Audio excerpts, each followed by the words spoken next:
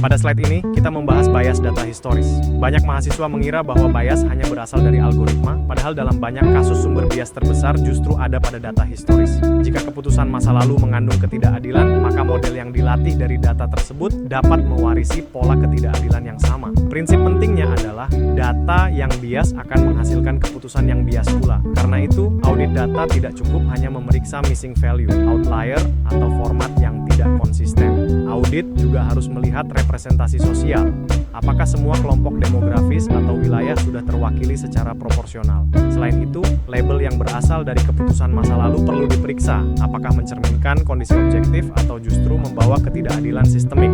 Pada slide ini, kita membahas prinsip penting bahwa correlation bukan causation. Model klasifikasi pada dasarnya mencari pola untuk memprediksi, bukan membuktikan hubungan sebab akibat. Hal ini perlu ditekankan kepada mahasiswa agar mereka tidak salah menafsirkan feature importance sebagai bukti kausal. Misalnya, model dapat menemukan bahwa wilayah tertentu berkorelasi dengan risiko gagal bayar. Namun, bukan berarti wilayah tersebut menyebabkan gagal bayar. Bisa saja wilayah hanya menjadi penanda dari faktor lain, seperti tingkat pendapatan, akses pekerjaan, atau kondisi ekonomi lokal. Dalam laporan akademik, mahasiswa harus berhati-hati membedakan hasil prediktif dan kesimpulan kausal. Jika ingin menjawab pertanyaan sebab akibat, diperlukan metode lain seperti design eksperimen, instrumental variable, difference in differences, atau randomized controlled trial. Pada slide ini kita membahas penerapan klasifikasi pada data teks. Dalam classification 2, mahasiswa juga perlu memahami bahwa data tidak selalu berbentuk angka atau tabel, tetapi bisa berupa teks seperti komentar media sosial, ulasan produk, berita, atau aduan masyarakat. Agar dapat diproses oleh model, teks harus diubah menjadi representasi fitur. Pendekatan sederhana yang sering digunakan adalah back of words dan TF-IDF yang menghitung kemunculan atau bobot kata dalam dokumen. Untuk representasi yang lebih kaya, kita dapat menggunakan word embeddings seperti word2vec, glove, atau fast text. Pada tingkat lanjut, model transformer seperti BERT dan IndoBERT dapat menangkap konteks bahasa dengan lebih baik. Di Indonesia, klasifikasi teks relevan untuk analisis sentimen, deteksi hoax, dan kategorisasi aduan masyarakat. Pada slide ini, kita membahas klasifikasi pada data gambar atau citra. Di era AI saat ini, mahasiswa perlu memahami bahwa supervised learning tidak hanya berlaku untuk data tabel dan teks, tetapi juga sangat kuat untuk data visual. Pada data gambar, model belajar mengenali pola dari piksel, bentuk, tekstur, warna, dan struktur objek. Representasi fitur biasanya dipelajari otomatis oleh convolutional neural network atau model vision modern. Contoh penerapannya sangat luas. Dalam industri manufaktur, klasifikasi gambar dapat digunakan untuk membedakan produk cacat dan tidak cacat dari foto lini produksi. Dalam bidang kesehatan, citra medis seperti X-ray, CT scan, atau foto fundus dapat membantu deteksi penyakit. Selain itu, gambar udara atau satelit dapat digunakan untuk mengidentifikasi kerusakan jalan, jembatan, dan bangunan. Pada slide ini, kita membahas klasifikasi pada data waktu atau data temporal.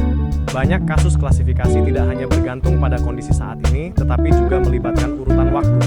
Contohnya, memprediksi apakah pelanggan akan berhenti berlangganan dalam 30 hari ke depan, apakah akun akan masuk kategori TWP 90 dalam 90 hari, atau apakah mesin akan rusak dalam periode pemeliharaan berikutnya.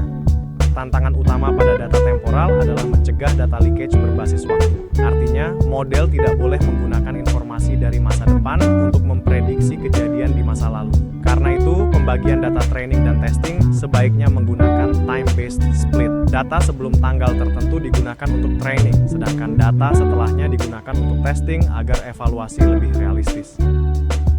Pada slide ini, kita membahas confusion matrix bukan hanya sebagai alat evaluasi teknis, tetapi juga sebagai bahasa komunikasi kebijakan. Confusion matrix membantu kita menerjemahkan angka prediksi menjadi konsekuensi keputusan yang lebih mudah dipahami oleh stakeholder non-teknis. Dalam kasus bansos, false negatif dapat berarti rumah tangga rentan yang seharusnya menerima bantuan justru terlewat, atau disebut exclusion error.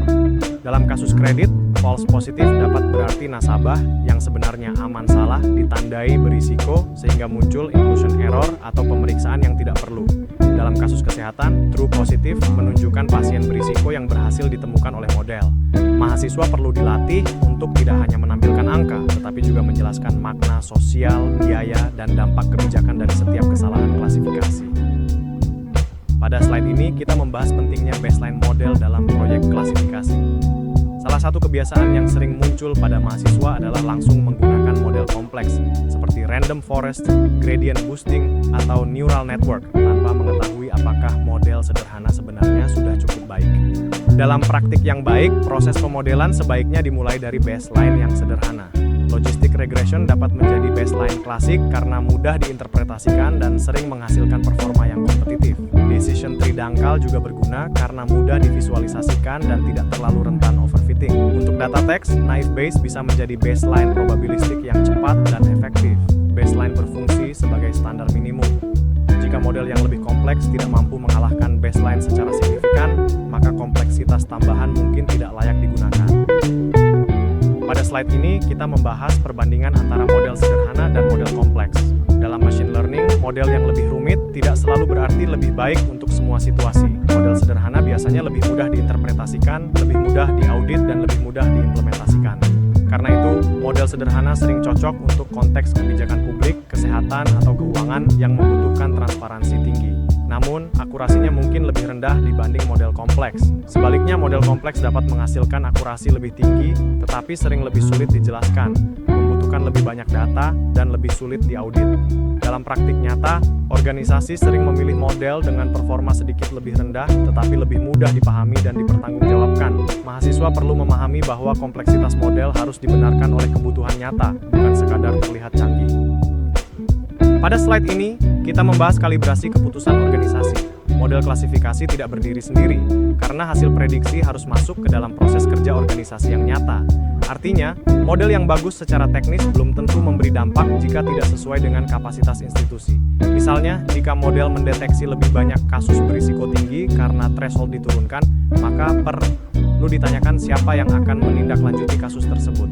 Apakah tim lapangan mampu menangani tambahan kasus? Apakah anggaran verifikasi cukup? Selain itu, model juga harus terintegrasi dengan sistem kerja operasional. Jika hasil prediksi hanya berhenti di notebook atau dashboard tanpa alur tindak lanjut yang jelas, maka manfaatnya akan terbatas.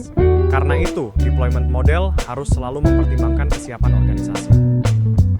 Pada slide ini, kita membahas monitoring setelah deployment. Setelah model klasifikasi diterapkan, pekerjaan belum selesai. Model harus terus dipantau karena kondisi data di dunia nyata dapat berubah. Distribusi data bisa bergeser, perilaku pengguna dapat berubah, dan hubungan antar fitur juga bisa tidak lagi sama seperti saat model dilatih. Karena itu, performa model perlu dimonitor secara berkala. Beberapa metrik yang dapat dipantau antara lain akurasi, precision, recall, kalibrasi probabilitas, serta distribusi skor prediksi. Frekuensi monitoring bergantung pada jenis data. Data perilaku digital mungkin perlu dipantau mingguan, sedangkan data sosial ekonomi mungkin cukup bulanan. Mahasiswa perlu memahami bahwa deployment bukan akhir proyek, tetapi awal dari fase operasional model yang membutuhkan evaluasi,